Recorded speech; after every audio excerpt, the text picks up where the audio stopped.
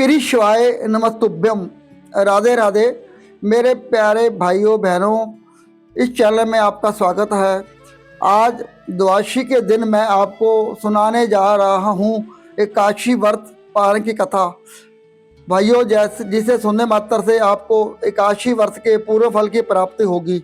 बंधुओं, यदि आपने हमारे भगवान विष्णु को बहुत ही प्रिय है, अब हम आपसे तुलसी की पुण्य में कथा को सुनना चाहते हैं। व्यास जी बोले, ब्राह्मणों, पहले स्कंद पुराण में जो कुछ बतला आया हूँ वही यहाँ भी कहता हूँ। सतानंद मुनि के शिष्य कठोर व्रत का पालन करने वाले थे।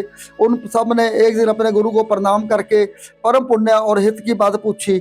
शिष्य ने कहा कि नाथ ब्रह्मा, बताओ, मैं श्रेष्ठ अपने पूर्व काल में ब्रह्मा जी के मुख से तुलसी जी के जिस कथा का श्रवण किया था उसको हम सब सुनना चाहते हैं। सतानंद जी बोले, शिष्यगण, तुलसी जी का नाम उच्चारण करने पर ही असुरों का दर्प दलन करने वाले भगवान श्री विष्णु प्रसन्न हो जाते हैं।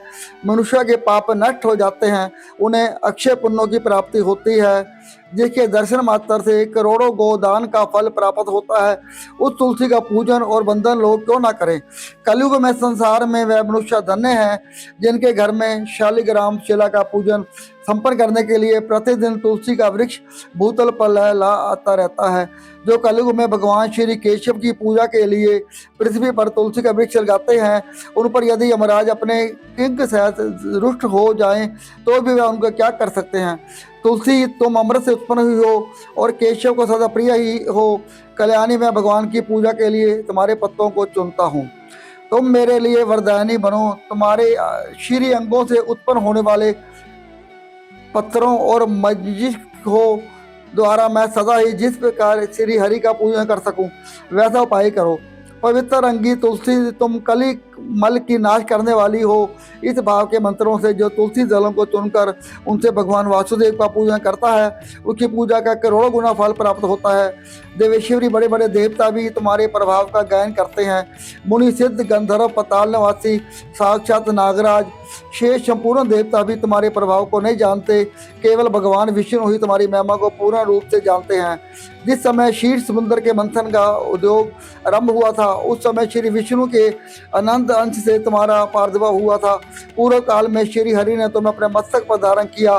देवी, उस समय श्री विष्णु के शरीर का संपर्क पाकर तुम परम पवित्र हो गई। तुलसी, मैं तुम्हें प्रणाम करता हूँ। तुम्हारे श्री अंग से उत्पन्न पत्रों द्वारा जिस प्रकार श्री हरि की पूजा कर सकूं, ऐसी कृपा करो जिससे मैं निर्विघ्न पूर्वक परम गति को प्राप्त हूँ। साक्षात श्री कृष्ण ने तुम्हारे गोमती तट पर लगाया और बढ़ाया था। वृंदावन में विचरण समेत उन्होंने संपूर्ण जगत और गोपियों के हित के लिए तुलसी का सेवन किया। जगत प्रिय तुलसी पूर्व काल में वशिष्ठ जी के कथन अनुसार श्री रामचंद्र जी ने राक्षसों का वध करने के उद्देश्य से सरयू के तट पर तुम्हें लगाया था।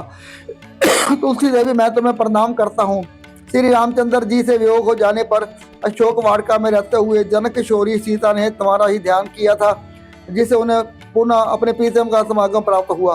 पूर्व काल में हिमालय पर्वत पर भी भगवान शंकर की प्राप्ति के लिए पार्वती देवी ने तुम्हें लगाया और अपनी अभिष्ट चिंतन और किरणों ने भी दुस्वप्न का नाश करने के लिए नंदन वन में तुम्हारा सेवन किया था। देवी, तुम्हें मेरा नमस्कार है। धर्म अरण्य गया में साक्षात पितरों ने तुलसी का सेवन किया। दंडक अरण्य में भगवान श्री रामचंद्र जी ने अपने हित साधन की इच्छा से परम पवित्र तुलसी का वृक्ष लगाया। लक्ष्मण और सीता ने भी बड़ी भक्ति के साथ परम पवित्र तुलसी का वृक्ष लगाया। लक्ष्मण और सीता ने बड़ी भक्ति के साथ उसे पोसा। जिस प्रकार शास्त्रों में गंगा जी को त्रिभुवन व्यापिनी कहा गया है, उसी प्रकार तुलसी देवी भी संपूर्ण चराचर जगत में दृष्टिगोचर होती है। तुलसी का ग्रहण करके मनुष्य पातकों से मुक्त हो जाता है। और तो और मनुष्य तुलसी के सेवन से ब्रह्म हत्या भी दूर हो जाती है। तुलसी के पत्ते से टपकता हुआ जल जो अपने सिर पर धारण करता है, उसे गंगा स्नान और 10 गोदान का फल प्राप्त होता है। देवी, मुझ पर प्रसन्न हो। देवेश्वरी हरि प्रिय, मुझ पर प्रसन्न हो जाओ। क्षीर सागर के मंथन से प्रकट हुई तुलसी देवी, मैं तुम्हें प्रणाम करता हूँ।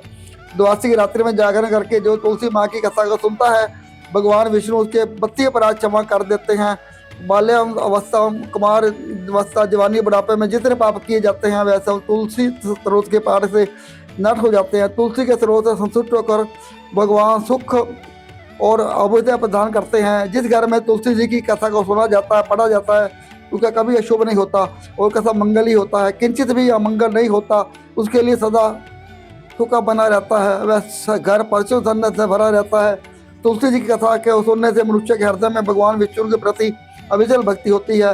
उसका वैश्रम से कभी वियोग नहीं होता। इतना ही नहीं, उसकी बुद्धि कभी अधर्म में परिवर्तन नहीं होती। जो द्वादशी की रात्रि में जागरण करके तुलसी जी कथा को पढ़ता है, उसे करोड़ों तीर्थों के फल प्राप्त होता है। बोलो विष्णु भगवान की जय, तुलसी माता की जय।